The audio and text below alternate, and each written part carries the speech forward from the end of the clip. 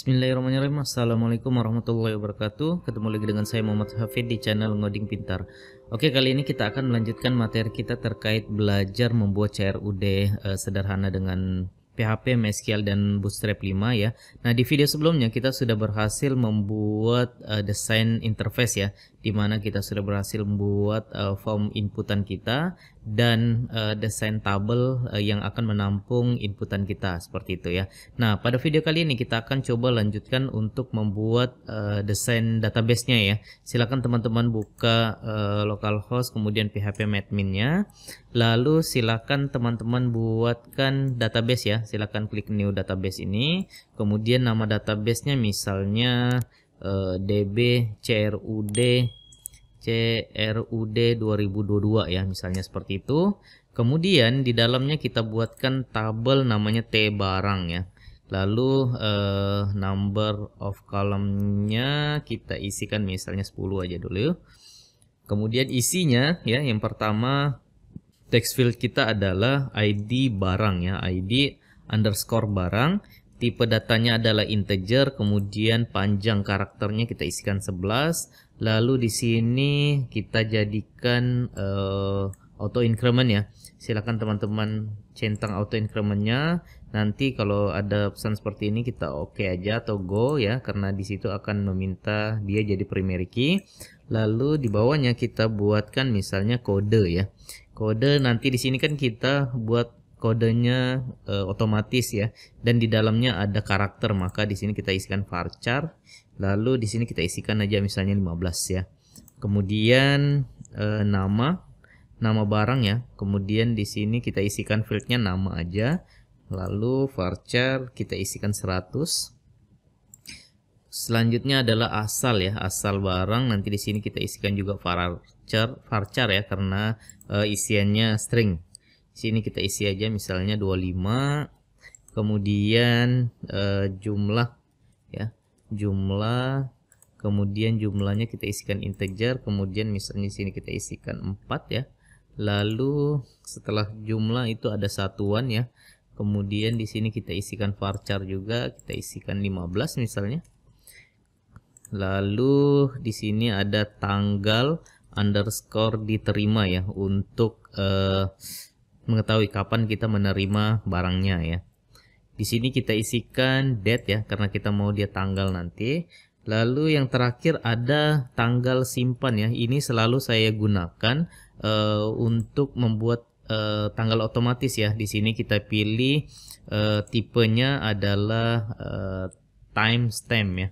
Timestamp ini silahkan dipilih. Jadi ketika kita inputkan misalnya tanggal diterimanya tanggal 1, kemudian kapan tanggal disimpannya atau tanggal diinputnya misalnya tanggal 10 seperti itu ya. Nah, ini kita tidak perlu menuliskan panjang karakternya, kita biarkan aja kosong ya. Jadi kita di sini ada beberapa field yang kita buat ya, mulai dari ID barang sampai dengan tanggal simpan. Oke, kalau sudah silakan di save ya.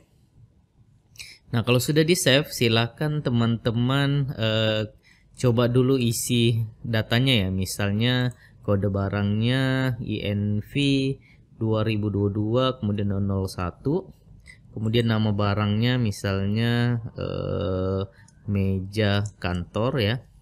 Lalu di sini asalnya pembelian, lalu jumlahnya 1, satuannya unit misalnya, kemudian tanggalnya kita pilih aja tanggal 1.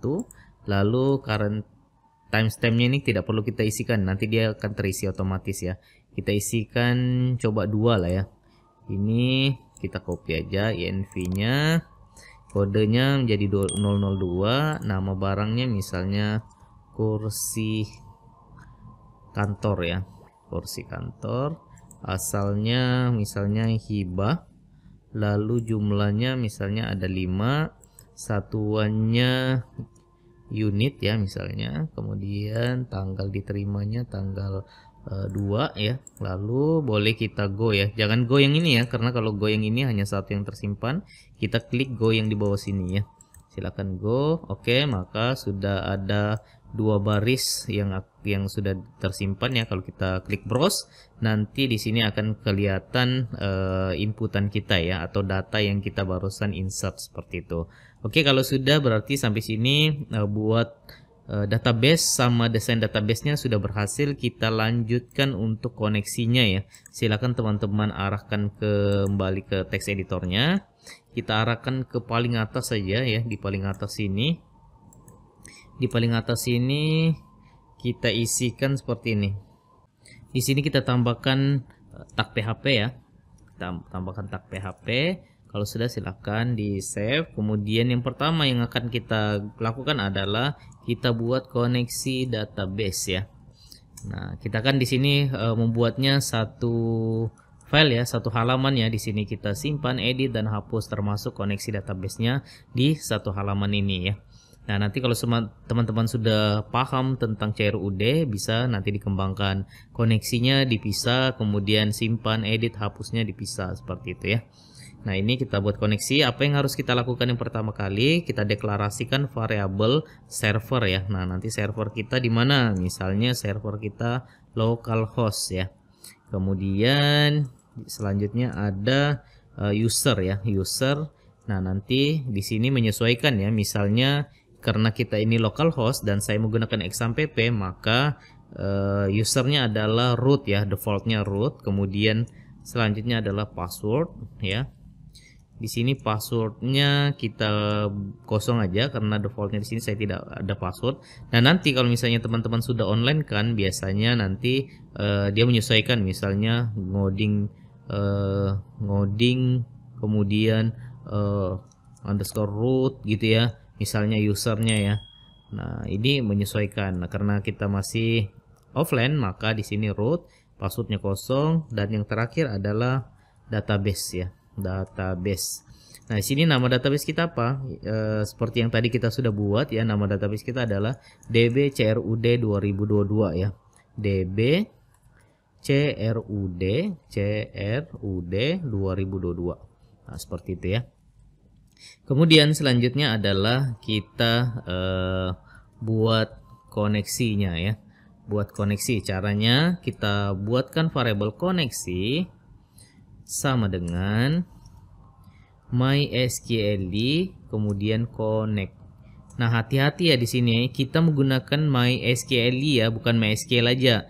Karena yang di versi lama yaitu kita menggunakan mysql aja, tidak ada i-nya. Nah, hati-hati dengan i-nya ya, karena banyak yang error karena ini ya, karena i-nya tidak ditulis ya, seperti itu. Jadi mysql connect.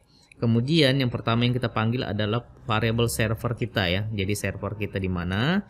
Kemudian yang selanjutnya adalah user ya. Nah, di sini kan kalau kita lihat sebenarnya dari autocomplete ini kelihatan ya, kelihatan apa yang harus kita masukkan ke dalam sini ya, mysql connect ini. Selanjutnya adalah user server user ini diambil dari variabel kita di atas ya. Kemudian selanjutnya adalah password.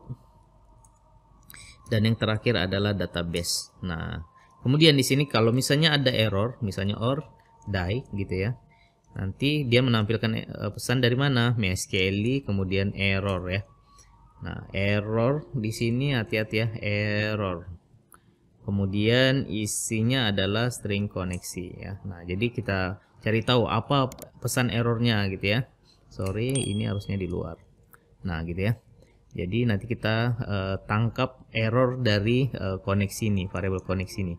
Kita coba dulu ya, misalnya sini saya save, kemudian saya jalankan sini, saya enter. Tidak terjadi apa-apa. Kalau tidak terjadi apa-apa berarti koneksi kita berhasil.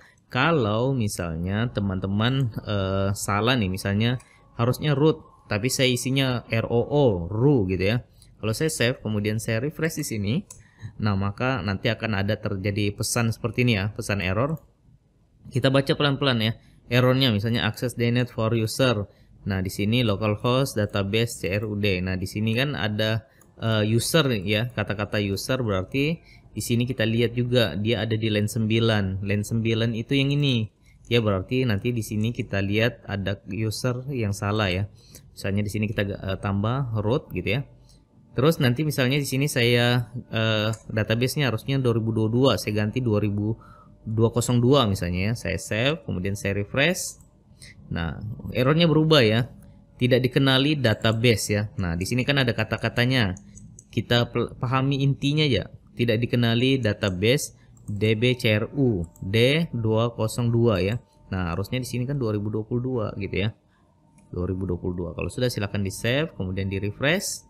Nah, sudah tidak terjadi apa-apa ya. Nah, jadi seperti itu ya, membuat koneksi database di PHP ya. Jadi harap hati-hati kalau misalnya teman-teman sudah online kan, kemudian ada pesan seperti itu, jangan panik ya. Silakan dibaca, dicermati dulu errornya kira-kira apa, kemudian diselesaikan ya. Oke, jadi saya rasa di video kali ini kita sudah berhasil membuat database ya, desain database, kemudian kita sudah berhasil isi data kita di tabel ya, kemudian kita sudah berhasil membuat koneksi database-nya ya. Oke, jadi saya rasa cukup sekian video kita kali ini, semoga jelas, sampai ketemu di video berikutnya, salam ngopi.